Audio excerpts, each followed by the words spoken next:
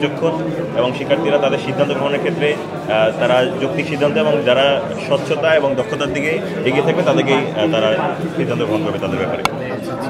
এখন পর্যন্ত মানে কি মনে হচ্ছে, মানে কোনো বিষয়ে আপনাদের কোনো অভিযোগ আছে কিনা?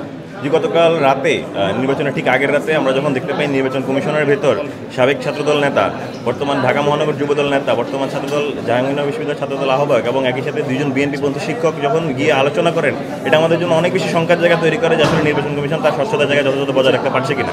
যেখানে নির্বাচন কমিশনের অফিসের ভেতর একজনও নির্বাচনের কর্মকর্তা ভিতরে একজন শিক্ষক প্রবেশের অনুমতি নেই, সেই জায়গায় ওনারা যখন এখানে ঢুকে আলোচনা করেন এবং একই সাথে সাংবাদিকদের সঙ্গে দুর্ব্যবহার করেন, সেই জায়গায় আমাদের নির্বাচনের গ্রাউন্ডের ক্ষেত্রে অনেক বেশি শঙ্কা তৈরি করে। এবং আজকে সকালবেলা দেখতে পাচ্ছি তাদের সঙ্গে ভোট কেন্দ্রে যে অফিসাররা রয়েছেন তাদের ক্ষেত্রে কমিউনিকেশনের কিছু গ্যাপ দেখতে পাচ্ছি।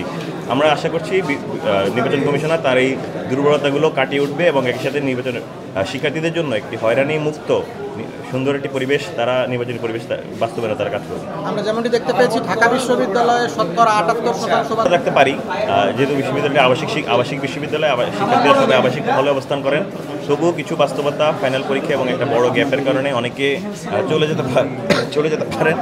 তবে আমরা আশাবাদ ব্যক্ত করছি যে আমরা ম্যাক্সিমামটা রিচ করতে পারবো, শিক্ষার্থীরা স্বতঃস্ফূর্তভাবে অংশগ্রহণ করবে।